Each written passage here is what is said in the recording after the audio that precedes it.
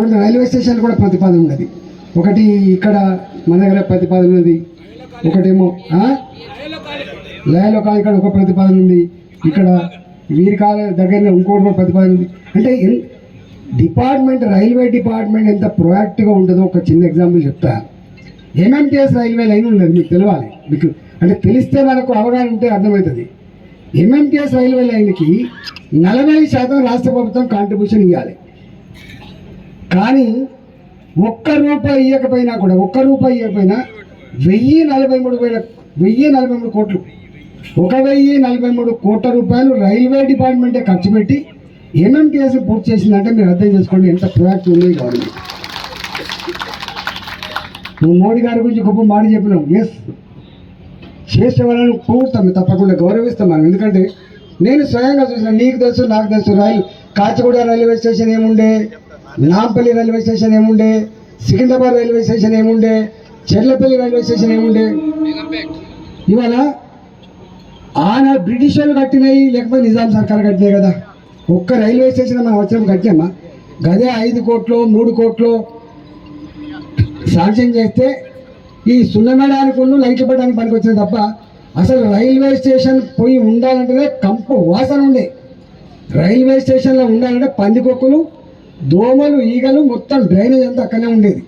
ఇవాళ ఎక్కడ కూడా ఇవాళ ఎంత ప్రొయాక్ట్గా ఉంది గవర్నమెంట్ అంటే 720 కోట్ల రూపాయలతో సికింద్రాబాద్ రైల్వే స్టేషన్ మోడర్నైజేషన్, 450 కోట్ల రూపాయలతో 450 కోట్ల రూపాయలతో చెర్లపల్లి రైల్వే స్టేషన్ కట్టి ఆవిష్కరించడం, 450 కోట్ల రూపాయలు పెట్టి కాచిగూడ రైల్వే స్టేషన్, ఒక 350 కోట్ల రూపాయలు పెట్టి నాంపల్లి రైల్వే స్టేషన్.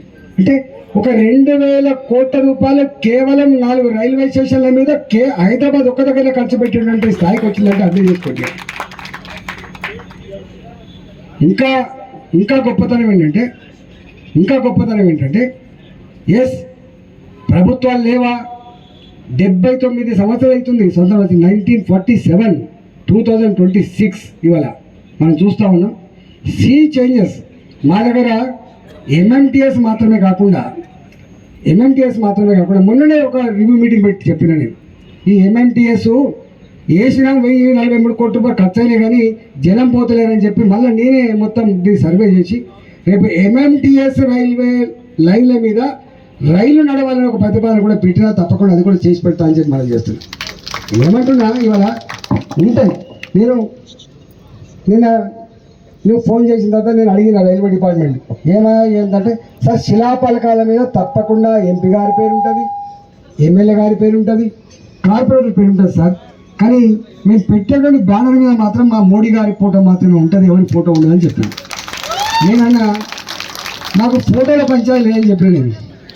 మాకు ఫోటోలు లేకపోతేమే, మాకు పేర్లు లేకపోతేమే, కానీ మా కళ్ళు కాంపౌండ్ కాడినటువంటి రైల్వే బ్రిడ్జ్ తొందరగా స్టార్ట్ కావాలి, అక్కడ ఉన్న ఎర్ర బల్బు పోవాలి. ఇవాళ అందువల్ల నేను ఏమంటున్నా,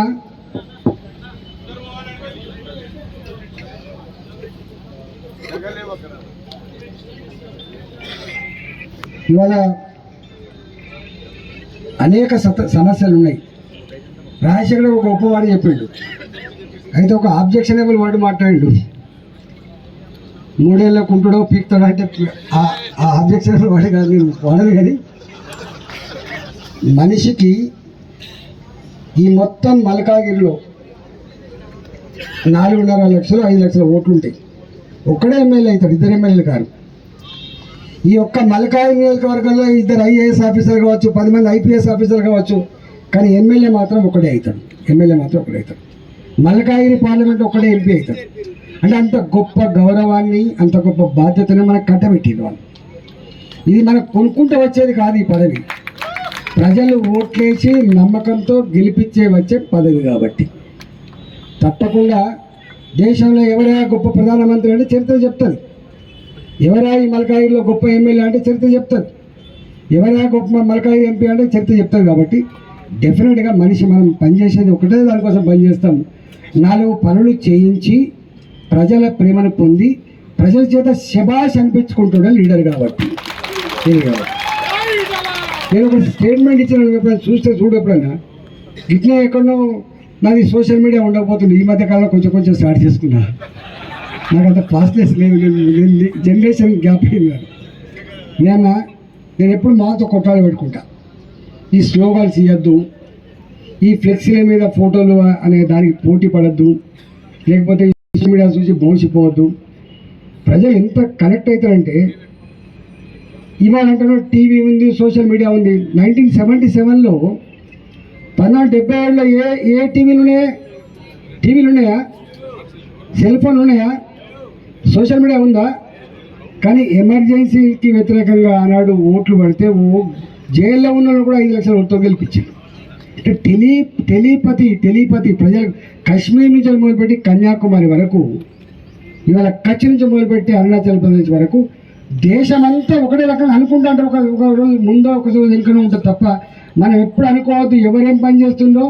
మనకు 2 కళ్ళు ఉంటాయి, కానీ ప్రజలకు మాత్రం లక్షల కళ్ళు ఉంటాయి. అన్నీ చూస్తారు, గుర్తుపెట్టుకోండి.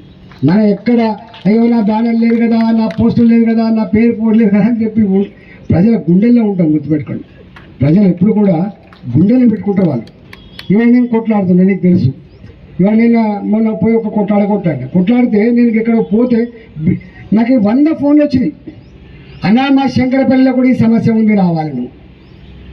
అన్నా మా ఇంకో ప్రాంతాల్లో ఉంది, సమస్య రావాలి. అన్నా మా గడకేసర్లో ఉంది, సమస్య రావాలి. అంటే అర్థం ఏంటంటే ఇవాళ రేపు మొత్తం తెలుస్తుంది కాబట్టి మనం ఎక్కడ దీనికోసం పోటీ పడాల్సిన అక్క లేదు. రాజశేఖర రెడ్డి, నీవు నీ కార్యకర్తలు ఎక్కడ ఇబ్బంది పడాల్సిన అక్క అంతకంటే కూడా లేదు. తప్పకుండా నేను కూడా చెప్తా. అంటే ఇక్కడ ఇష్యూ ఏమైందంటే ఇది రైల్వే డిపార్ట్మెంట్. ఈ రైల్వే డిపార్ట్మెంట్ జనరల్ కేంద్రం పరిధిలో ఉండే కాబట్టి న్యాచురల్గానే ఈ కేంద్రం పైసలు, కేంద్రం అనేటువంటి సైకలాజికల్ ఫీలింగ్ ఉంటుంది. నువ్వు నువ్వు చేసిన ఫీలింగ్ అట్లా ఉంటుంది కాబట్టి రాష్ట్ర ప్రభుత్వం ఉంది అనుకోండి, వాళ్ళు చెప్పరా? కానీ ఒక్కడి గుర్తుపెట్టుకో, the beauty of Modiji is Modi. ఎన్నడూ కూడా నేను చేసినా అని చెప్పాడు మోడీ గారు. ఎప్పుడు చూసావా? నేను చేసినప్పుడు చెప్పాలి, చూసావా?